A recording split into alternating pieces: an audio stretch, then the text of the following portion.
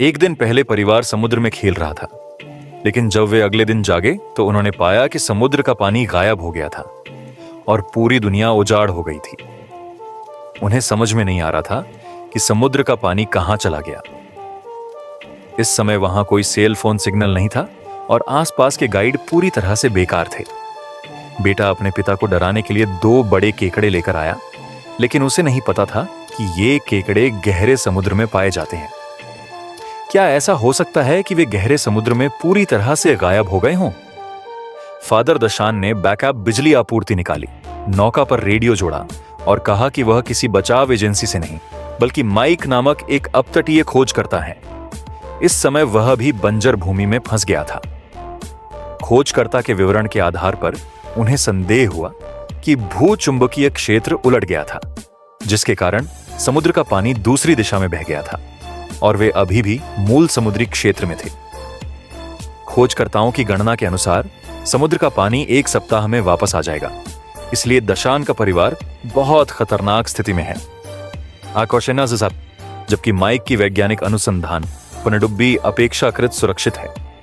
स्थान जानने के बाद दशान के परिवार ने अपना सामान पैक किया और माइक से मुलाकात की। इस समय काले कपड़े पहने एक आदमी और एक काला कुत्ता दूर से दिखाई दिए। दशान ने सोचा कि वह मदद की जरूरत वाले पीड़ित हैं, इसीलिए उन्होंने विनम्रता पूर्वक आगे बढ़कर उन्हें पानी दिया। काले कपड़े पहने आदमी ने बिना किसी हिचकिचाहट के नदी का पानी पी लिया, लेकिन अचानक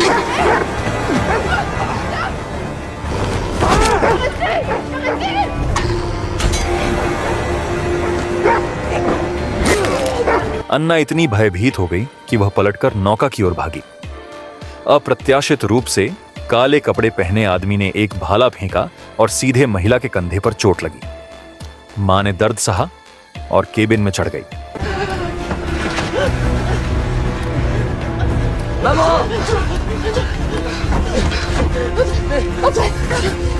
अन्ना ने केबिन का दरवाजा कसकर बंद कर दिया, दोनों बच्चों को बक्से में छुपा दिया और फिर अपनी बेटी को आत्मरक्षा के लिए एक फ्लेयर गन थमा दी।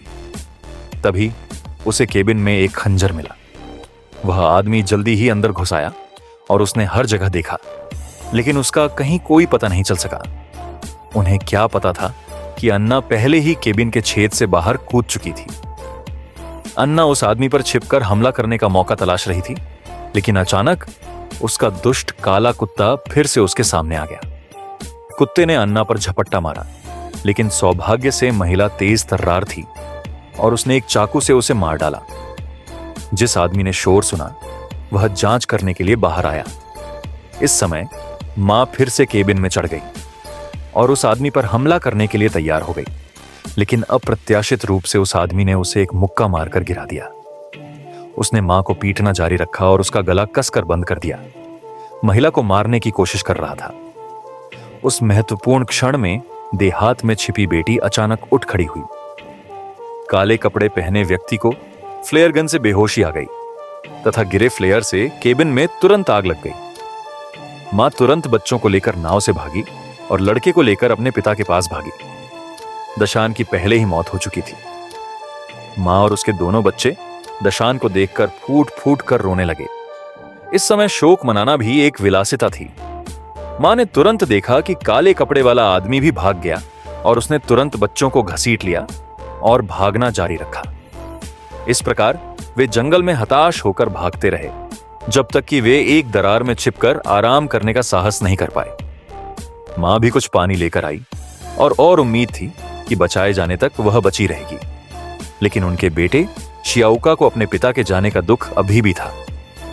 उसने कुछ भी खाने पीने से इनकार कर दिया और चट्टान की दीवार की ओर अपने आंसू पोंछता रहा। मां भी दुखी थी, लेकिन अब सबसे महत्वपूर्ण बात अपने 2 बच्चों के साथ जीवित रहना था, इसीलिए वे माइक की दिशा में आगे बढ़ती रहीं। लेकिन काले कपड़े वाला आदमी एक बुरे सपने की तरह था, जो लगातार उन 3 लोगों का पीछा कर रहा था। अनगिनत खाइयों को पार करने के बाद तीनों लोगों को एक हवाई जहाज का मलबा मिला। जैसे ही रात हुई, उन्होंने शरीर के अंदर एक रात आराम करने की तैयारी की। देर रात मेरी बेटी डेमी को अचानक शौचालय जाने की इच्छा हुई। अप्रत्याशित रूप से जैसे ही वह नीचे बैठी, काले कपड़े वाला आदमी धीरे धीरे उसके पास आया। मां तुरंत क्रोधित हो गई और उसने दुष्ट राक्षस पर चाकू से बार बार वार किया। इस खतरे से निपटने के बाद मां, बेटी और उसके दोनों बच्चों ने आखिरकार राहत की सांस ली। लेकिन जब वे अगले दिन जाने वाले थे तो उन्होंने पाया कि वह आदमी खोखला हो गया था। वे अंदाजा नहीं लगा पा रहे थे कि ऐसा जीव इतने बड़े आदमी को कैसे खा सकता है। मां और उसकी दोनों बेटियां आगे बढ़ती रहीं। शियाओका को इतनी भूख और प्यास लगी कि उसने आसपास का मल मूत्र बड़े घूंटों में पीना शुरू कर दिया। अन्ना ने उसे तुरंत पकड़ लिया, लेकिन तब तक एक कदम देर हो चुकी थी। जैसा कि अपेक्षित था, चिलचिलाती धूप में लड़का और अधिक थक गया और बेहोश होने वाला था। उसकी मां को मौके पर ही कुछ प्लास्टिक के स्टूल का उपयोग करके अस्थायी छतरी बनानी पड़ी। सौभाग्यवश अन्ना ने चिकित्सा शास्त्र की पढ़ाई की थी और उसने तुरंत अपने बेटे को इंजेक्शन लगा दिया। वे तीनों सूर्यास्त तक सोते रहे। अन्ना ने अचानक कई तीखी आवाजें सुनी और अपने सामने एक काला पिंड देखा जो हमला करने वाला था। मां को बुरा लग रहा था, इसलिए उसने जल्दी से अपने दोनों बच्चों को जगाया और विपरीत दिशा में भाग गई। आखिरकार कई पहाड़ियों पर चढ़ने के बाद उन्हें एक कंटेनर इकट्ठा करने की जगह मिली। यह स्पष्ट था कि यहां कई जीवित लोग थे। जीवित बचे लोगों ने अन्ना और अन्य दो के पीछे एक काला पिंड देखा और उन्हें बचाने का उनका कोई इरादा नहीं था। उन्होंने अन्ना और अन्य दो को बाहर रखने के लिए केबिन का दरवाजा कसकर बंद कर दिया। भयानक विशालकाय केकड़े को अपने करीब आते देख मां और उसके दोनों बेटे जल्दी से कंटेनर पर चढ़ गए। एक क्षण में चमत्कार हुआ और सभी केकड़े छेद से होकर कंटेनर में घुस गए। जब उन्होंने बक्से के अंदर से चीखें सुनी तो उन्हें एहसास हुआ कि ये समुद्री जीव थे जो मानव शरीर खा रहे थे। मुझे नहीं पता कि इसमें कितना समय लगा, लेकिन बॉक्स में शांति लौट आई।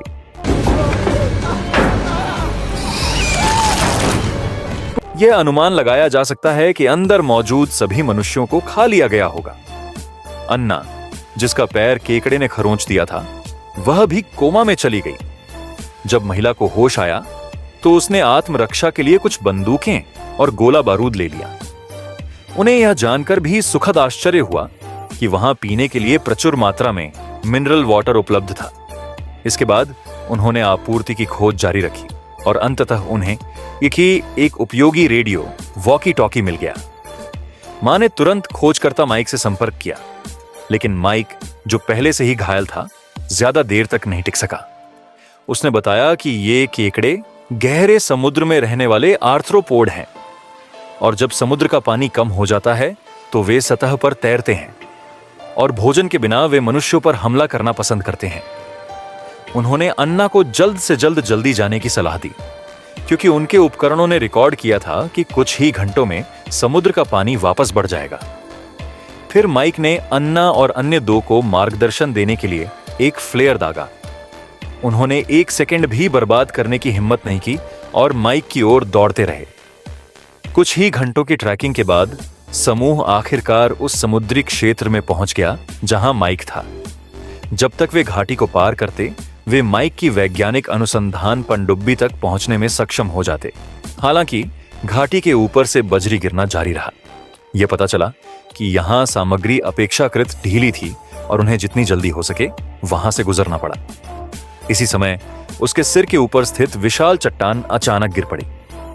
दोनों बच्चों को बाहर धकेल दिया गया और अन्ना घाटी में फंस गई। मां चिल्लाई और बच्चे ने उनसे कहा कि वे जल्द से जल्द अंकल माइक को ढूंढें और उनसे परेशान न हों। दोनों बच्चों को पहले वहां से चले जाने के अलावा कोई विकल्प नहीं था। अंततः वे माइक की पनडुब्बी पर पहुंचे, लेकिन माइक पहले ही मर रहा था। मेरा पति इतना बदसूरत है, कौन बुलबुले का पीछा करेगा? लेकिन बेटी को अपनी मां की चिंता थी, इसीलिए उसने अपने भाई को रुकने पर मजबूर किया और अन्ना की ओर दौड़ी। अभी अभी तेज आवाज सुनकर अन्ना जाग गई थी। जैसे जैसे केकड़े अन्ना के करीब आते जा रहे थे, अचानक दोनों तरफ से उनकी बेटी की आवाज आने लगी। उन्होंने अपनी बेटी का हाथ पकड़ने की कोशिश की और आखिरकार वे घाटी से बाहर निकल गए। लेकिन केकड़ों का झुंड उसके पीछे पीछे आ गया और घायल माइक को केकड़ों ने घसीट लिया। आखिरी क्षण तक वे तीनों पनडुब्बी में सवार रहे। यद्यपि बाहर बहुत सारे केकड़े के पंजे थे, फिर भी बच्चों को आशा की एक किरण भी दिखाई दी। बड़ी बड़ी लहरें आईं और समुद्र का पानी वापस बहने लगा। केबिन में बैठे तीनों लोगों ने जल्दी से अपनी सीट बेल्ट बांध ली। समुद्र के पानी के तेज प्रभाव के साथ ही केबिन तेजी से घूमने लगा। तीनों लोगों को पता ही नहीं चला कि वे कब से बेहोश थे। जब वे होश में आए तो केबिन शांत हो चुका था। जब उन्होंने दरवाजा खोला तो देखा कि अतीत की ऊंची इमारतें खंडहर में बदल चुकी थीं और सब कुछ ठीक करने में समय लगेगा। जिस प्रकार तीनों लोगों ने बहुत सी कठिनाइयों का सामना किया है, इसलिए जब तक वे जीवित हैं, जीवन अनंत आशा से भरा है।